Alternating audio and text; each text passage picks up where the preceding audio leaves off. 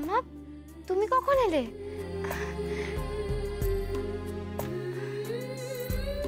বলছি কি তোমার বাতের ব্যথাটা একটু কমেছে? কি করে কমবে?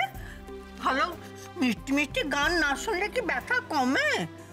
সেদিন কি সুন্দর তুই গান করলি, ওই যে মঙ্গল দ্বীপ জেলে আহা কি সুন্দর কি মধুর, সেই শুনবার জন্য তো আমার বাতের ব্যথা ভুলে তাই ছুটে এলো। আর কোথায় কি খালি ডং ডং ডং ডং ডং। তুই খুব ফাঁকিবাজ হয়ে গেছিস, বুঝলি মুখপুরি? হ্যাঁ হ্যাঁ হ্যাঁ বুঝে গেছি, আমার খুব খুব ভুল হয়ে গেছে। এই দেখো আমি কান মুছি। এই পরের দিন থেকে তোমাকে গান শোনাবো, কেমন? খুশি তো? খুশি খুশি খুব খুশি। কি ব্যাপার, আজ সন্ধ্যাবেলা বাড়িতে সকলকে বেশ হাসি খুশি দেখছি। হ্যাঁ কি হলো, জল খাবারে কিছু স্পেশাল মেনু আছে নাকি আজকে? আজ তো শনিবার বাবা, আর শনি রবি তো আমাদের বাড়িতে স্পেশাল রান্না বান্না হয়েই থাকে। আজকে ইভিনিং এ টিফিনে আমরা খাচ্ছি কাটলেট, আর কালকে ডিনারে খাবো কড়াইশুঁটির কচুরি আর আলুর দম। আর এই সব কিছু কিন্তু বানাবে দিয়া। Marvellous, really marvellous. কড়াইশুটির কচুরি করতে কিন্তু অনেক হাঙ্গামা দিয়া, তাই কাল আগে থেকে সবকিছু গুছিয়ে রেখো, কারণ কাল রাত 9টার পর কেউ তো আর টিভির সামনে থেকে উঠবে না। তাই পুর ভরা, বেলা, ভাজা এগুলো সব তোমাকে একা হাতেই করতে হবে। কেন বাবা, কাল রাত 9টায় জি বাংলা সিনেমায় নায়িকার মতো সিনেমাটা দেখানো হবে। নায়িকার মতো? বাহ, প্রোমোটা দেখে যা মনে হলো গল্পটাও কিন্তু বেশ ইন্টারেস্টিং হবে। মুমতাজ আছে, মৈনাক আছে, আমি তো দেখবো। শুধু তুই দেখবি না, তোর মা দেখবে, মায়ের মাও দেখবে। ঠিক আছে, কাল না হয় আমরা বাড়ির সকলে মিলে একসাথে বসে সিনেমা দেখব, কিন্তু আজকে পুজোর সময় বাড়ির সবাই একসাথে নেই কেন? দিয়া, আমি তো নিহারকে ডাকতে বলেছিলাম, তুমি ডাকোনি? মা, নিহার তো একটু বেরিয়েছে, ওর মায়ের সাথে কোন একটা শাড়ির এক্সিবিশনে গেছে। শাড়ির এক্সিবিশনে গেছে? দুদিন পরে ছেলে মেয়ে দুটোর পরীক্ষা, সেখানে ওদের পড়াতে না বসে সে শাড়ি কিনতে চলে গেল। তুমি কিছু বলো না বলি না, ও একেবারে সাপের 5 পা দেখেছে।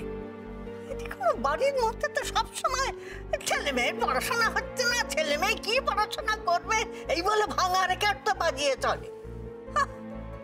মা যদি সর্বক্ষণ টোটো কোম্পানি করে ঘুরে বেড়ায়, তাহলে ছেলে মেয়েকে পড়াশোনাটা দেখাবে কে? কাল এত শরীর খারাপের মধ্যেও মা চলে গেল পার্লারে, আর তারপর সেখান থেকে বন্ধুদের সঙ্গে কফি খেতে চলে গেলেন। মাধবী, তুমি তো নিহারকে চেনো, ও বরাবরই এইরকম। আর তাছাড়া দিয়া যখন বাচ্চাদের দায়িত্ব নিয়েছে, তখন ওদের পরীক্ষা, লেখাপড়া এ সমস্ত নিয়ে তোমরা সম্পূর্ণ নিশ্চিন্ত দেখো। হ্যাঁ তাই তো, বড়নাথ বউ বাড়িতে আসার পর থেকেই তো দেখছি নতুন নিয়ম চালু হয়ে গেছে, যে যার দায়িত্ব সব ওর ঘাড়ে চাপিয়ে দিয়ে নাকে সর্ষের তেল দিয়ে সবাই ঘুমোবে। ঠাম্মা, এই মেয়ে, এই বুড়ি যতক্ষণ কথা বলবে একটা কথাও তুই বলবি না, বুঝলি? দরকারের সময় তো কোনো কথা মুখ দিয়ে বেরোয় না। শাশুড়ি যখন মেঘ বৃষ্টির দায়িত্ব নেবার কথা বললো, তখন তো কিচ্ছু বলতে পারলি না, দিব্যি সুর করে সেই দায়িত্ব নিলি, আর এদিকে ছোট নাথবাবু খালাস পেয়ে গেল। দিয়া, আমি শুনলাম তুমি নাকি মেঘবৃষ্টি স্কুলের সব প্রজেক্টের দায়িত্ব নিয়েছো, সব ঠিকঠাক করে বুঝে নিয়েছো তো?